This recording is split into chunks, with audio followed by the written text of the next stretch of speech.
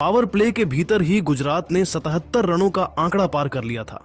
हालांकि छठे ओवर की अंतिम गेंद पर वैभव अरोड़ा ने अपनी चतुराई भरी स्लोअर गेंद पर शुभमन गिल को अजिंक्य रहाणे के हाथों कैच कराकर गुजरात को पहली सफलता दिलाई। जब पारी के छठे ओवर में शुभमन गिल का विकेट गिरा तो पूरा स्टेडियम कुछ पलों के लिए शांत हो गया था। लेकिन जैसे ही विकेटकीपर बल्लेबाज जोस बटलर ने डगआउट से निकलकर मैदान पर कदम रखा, शोर का स्तर फिर से 7वें आसमान पर पहुंच गया। बटलर ने आते ही अपनी मंशा साफ कर दी और युवा सनसनी साई सुदर्शन के साथ मिलकर एक ऐसी साझेदारी बुनी जिसने केकेआर के खेमे में खलबली मचा दी। इन दोनों खब्बू बल्लेबाजों ने मिलकर केकेआर के स्पिन आक्रमण और विशेष रूप से जादुई लेग स्पिनर वरुण चक्रवर्ती को अपना मुख्य निशाना बनाया। साई सुदर्शन आज किसी अलग ही ग्रह की बल्लेबाजी कर रहे थे।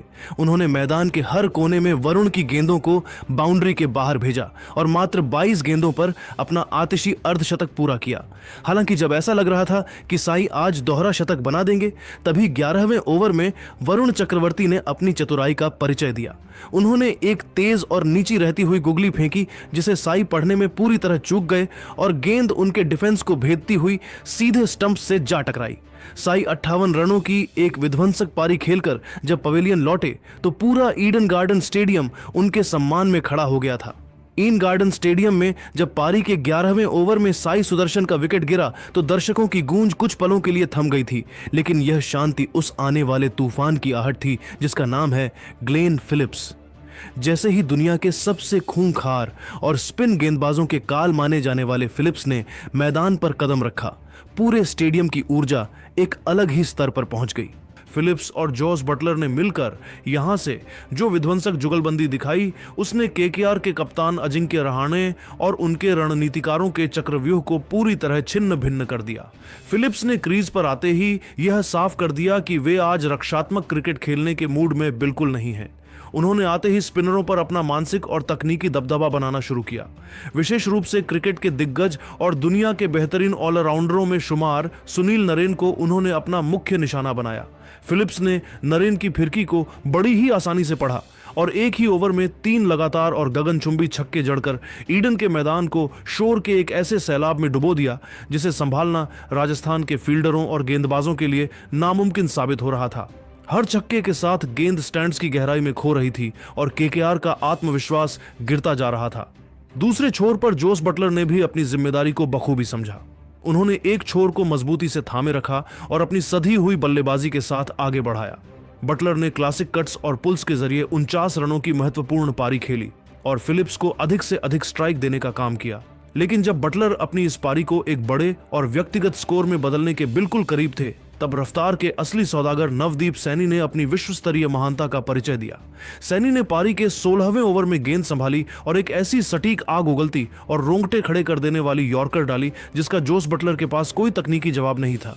गेंद सीधे बटलर के डिफेंस को भेदती हुई मिडिल स्टंप ले उड़ी और वे क्लीन बोल्ड होकर पवेलियन लौट गए।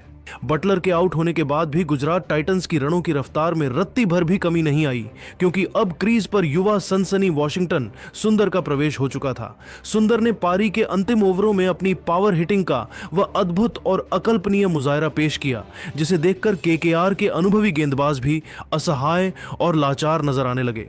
सुंदर ने पारी के अंतिम और निर्णायक ओवर में वैभव अरोड़ा जैसे चतुर और अनुभवी गेंदबाज की धज्जियां उड़ाते हुए 2 विशाल छक्के और एक कड़क चौका जड़कर स्टेडियम में मौजूद प्रशंसकों को पागलपन की हद तक रोमांचित कर दिया।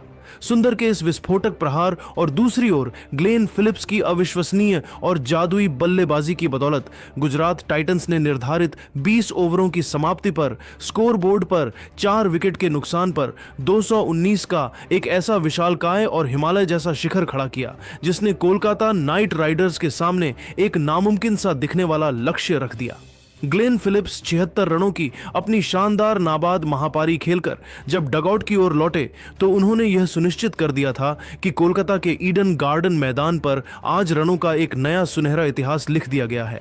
अब सारा मानसिक और शारीरिक दबाव केकेआर के सलामी बल्लेबाज फिन एलन और उनके मिडिल ऑर्डर पर था कि वे इस पहाड़ जैसे लक्ष्य को लांघने के लिए किस साहस का परिचय देते हैं। पूरा मैदान अब एक ऐतिहासिक रन चेज का गवाह बनने के लिए अपनी सांसें थामे खड़ा था। कोलकाता के ईडन गार्डन क्रिकेट स्टेडियम की दूधिया रोशनी में जब केकेआर की टीम 220 रनों के उस विशाल और हिमालयी लक्ष्य का पीछा करने उतरी तो पूरा माहौल किसी क्रिकेट मैच जैसा नहीं बल्कि एक ऐतिहासिक महायुद्ध की शुरुआत जैसा लग रहा था। ईडन गार्डन का कोना कोना खचाखच भरा हुआ था और दर्शकों का शोर इतना प्रचंड था कि खिलाड़ियों को मैदान पर एक दूसरे की आवाज सुनना भी मुमकिन नहीं लग रहा था। केकेआर की शुरुआत किसी साधारण पारी की तरह संभलकर नहीं हुई बल्कि वह किसी सक्रिय ज्वालामुखी के फटने जैसी प्रचंड, बेखौफ और विध्वंसक रही। सलामी बल्लेबाज अजिंक्य रहाणे और फिन एलन ने जैसे ही क्रीज पर कदम रखे, उन्होंने अपनी बॉडी लैंग्वेज से यह साफ कर दिया कि वे आज गुजरात के गेंदबाजों को सेट होने या कोई भी रणनीतिक योजना बनाने का एक भी मौका नहीं देंगे। इन दोनों दाएं हाथ के बल्लेबाजों ने मिलकर गुजरात के मुख्य स्ट्राइक बॉलर और प्रसिद्ध कृष्णा को अपना पहला निशाना बनाया। प्रसिद्ध जो अपनी धीमी गेंदों और सटीक यॉर्कर के लिए जाने जाते हैं, आज इन युवाओं के सामने पूरी तरह असहाय नजर आ रहे थे। मैच के पहले 3 ओवरों में ही इन दोनों खब्बू बल्लेबाजों ने मैदान के चारों ओर रनों की ऐसी मूसलाधार बारिश की कि स्कोर बोर्ड पर देखते ही देखते 48 रन टंग गए, जिससे गुजरात के कप्तान शुभमन गिल के चेहरे पर चिंता की लकीरें साफ देखी जा सकती थीं। अजिंक्य रहाणे आज अपने उस पुराने विंटेज और सबसे खतरनाक अवतार में नजर आ रहे थे, जहां गेंदबाज की गति उनके लिए केवल एक हथियार का काम करती है। उन्होंने कृष्णा की 140 किलोमीटर प्रति घंटा की रफ्तार वाली गेंद पर अपना सिग्नेचर और trademark no look pull shot खेला। गेंद जैसे ही बल्ले के बीचों बीच से टकराई, एक ऐसी कड़क आवाज निकली जिसने पूरे स्टेडियम को रोमांचित कर दिया। वह गेंद रॉकेट की तरह ट्रेवल करती हुई सीधे स्टेडियम की विशाल छत के पार जाकर कोलकाता की सड़कों पर जा गिरी। वहीं दूसरी ओर फिन एलन ने भी अपनी असाधारण प्रतिभा का लोहा मनवाया और दुनिया के सामने यह साबित किया कि उम्र महज एक संख्या है। उन्होंने मोहम्मद सिराज की तीखी और स्लिंगी एक्शन वाली गेंदों को बड़ी ही परिपक्वता के साथ भांपा।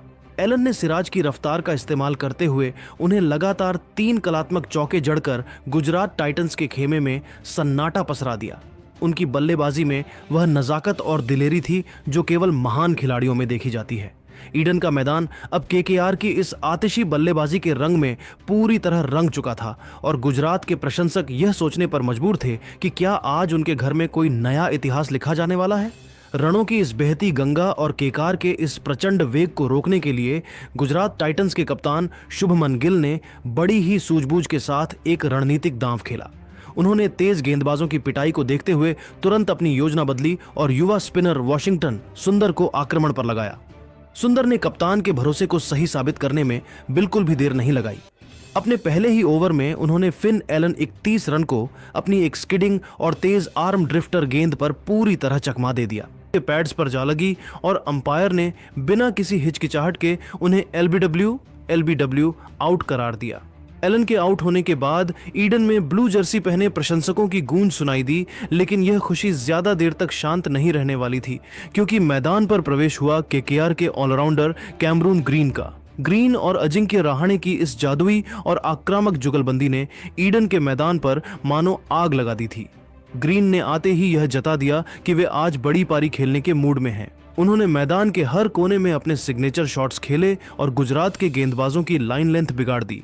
विशेष रूप से उन्होंने राशिद खान को अपना निशाना बनाया और उनके एक ही ओवर में 3 लगातार और प्रचंड छक्के जड़कर कोलकाता के स्कोर को रॉकेट की रफ्तार से 100 के मनोवैज्ञानिक आंकड़े के पार पहुंचा दिया।